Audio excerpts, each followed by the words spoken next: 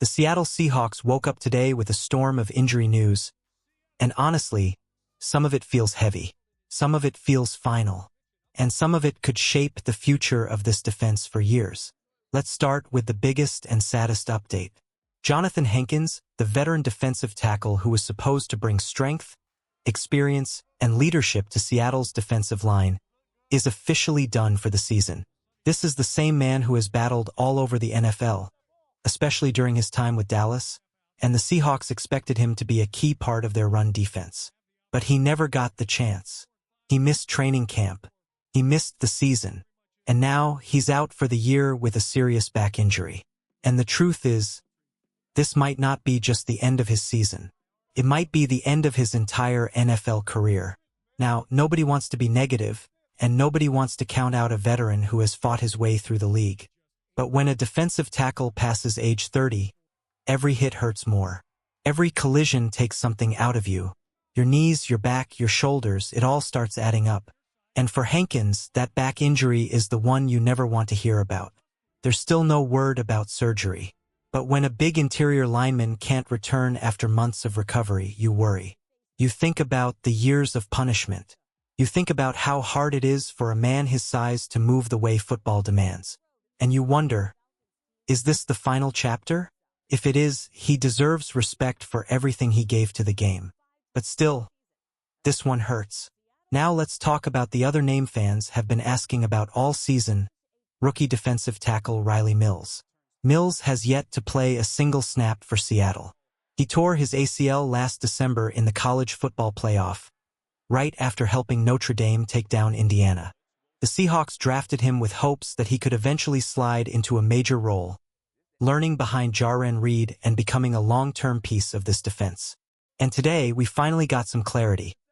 Coach Mike McDonald says Mills is still a couple of weeks away from even being able to practice. And that's just practice. After sitting out a full year, he'd still need weeks more before he's truly ready for game action. Realistically, it doesn't feel like we'll see Mills on the field this season. And honestly, that might be the best thing for him. Let him heal. Let him grow. Let him treat this whole year like a redshirt season, just like in college. Come back next year stronger, faster, and fully recovered. What do you think? Will Riley Mills play this season? Or should Seattle protect his long-term future and wait until 2026? Now, let's move to the third part of today's news, the injuries that matter right now this week with Tennessee on the schedule. Coach McDonald mentioned 3 key players who are banged up, including linebacker Tyrese Knight. Everyone remembers the play, that kickoff against the Rams. Knight flew down the field, crushed the returner with a massive hit, and gave himself a concussion in the process. He has been playing great football lately, fast and aggressive, but with head injuries you can never rush things. And that's where we pick up next. Tyrese Knight has been one of the most emotional stories on the Seahawks roster, and you could see it in that viral sideline moment. He was fired up, telling Ernest Jones and the rest of the defense, "I'm finally healthy. I can finally play at my real speed. They preyed on my downfall, and look at me now." And honestly, he meant every word. Even with only a handful of starts, Knight has become the second leading tackler on this entire team.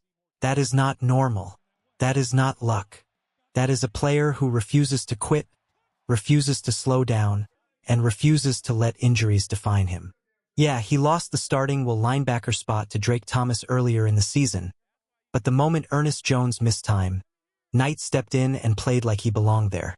After the Commanders game, when Jones went down, Knight didn't just fill space. He made plays, he brought energy, and he reminded everyone why Seattle believed in him.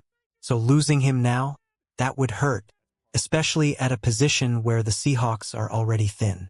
And here's the hard truth. Players almost never return the week after a concussion. It's rare, and it's risky. So even though Knight is tough, even though he wants to fight through it, the smartest move might be to let him rest. Let the brain recover. Let him come back fully ready, especially since Seattle shouldn't need him to beat Tennessee. Now let's talk about another important name who did not practice. Wide receiver Tory Horton.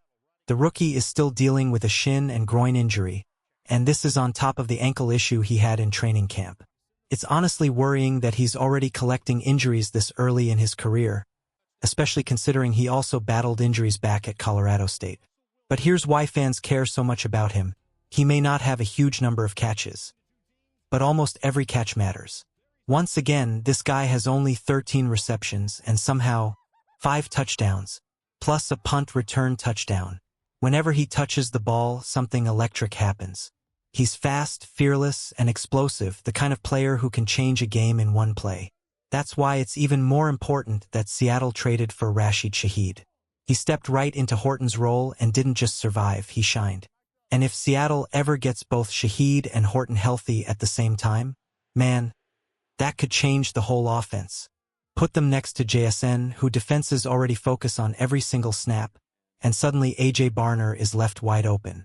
That's exactly why he caught 10 passes against the Rams. Because JSN and Shaheed forced the defense to panic everywhere else.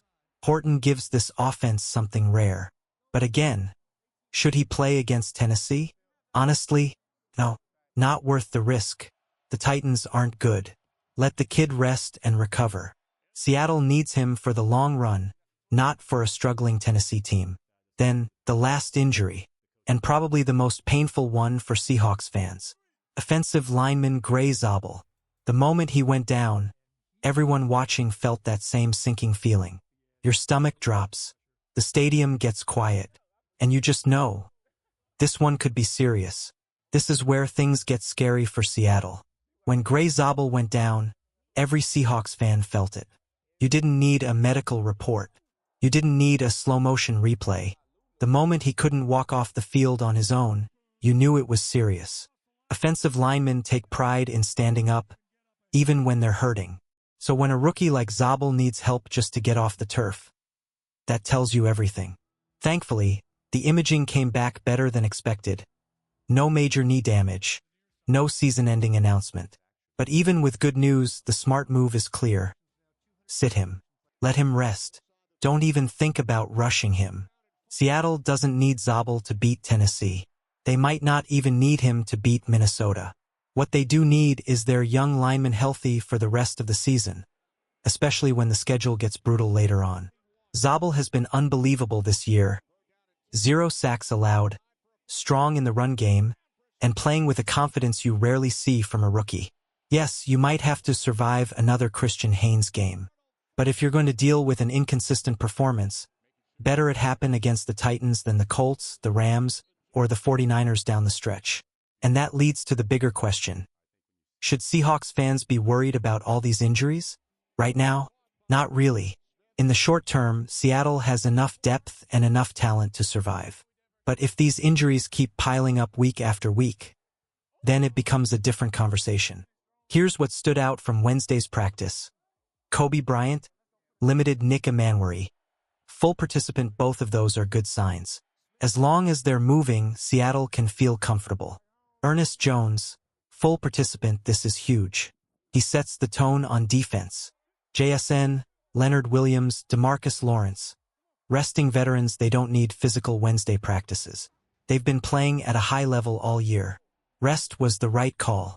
Robbie Oates, missed practice, he has an elbow issue and a personal matter. Hoping everything settles for him. Coach McDonald has made Wednesday practices tougher, more physical, more intense. But veteran players don't need that grind every week. Save their energy for Sundays. Let's be real for a moment. You don't need Tyrese Knight, Zabel, or Tory Horton to beat the Titans. That team is in chaos. They're rebuilding. Their rookie quarterback is running for his life every snap. And nothing about that roster says dangerous right now. Seattle can win this game even at 70%. Maybe even 60%. This is the perfect moment to rest your bruised players, protect the rookies, and get ready for far tougher battles. Let Knight heal from the concussion. Let Zabel get his strength back. Let Horton return when he's truly explosive again. This isn't the week to gamble with injuries. This is the week to reset. There's one more piece of good news. Julian Love is on track to return after this week.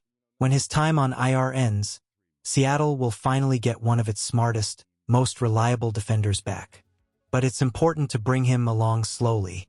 Don't throw him into heavy snaps right away. Let him ease into the rotation. The safeties have been playing at a high level, there's no reason to rush.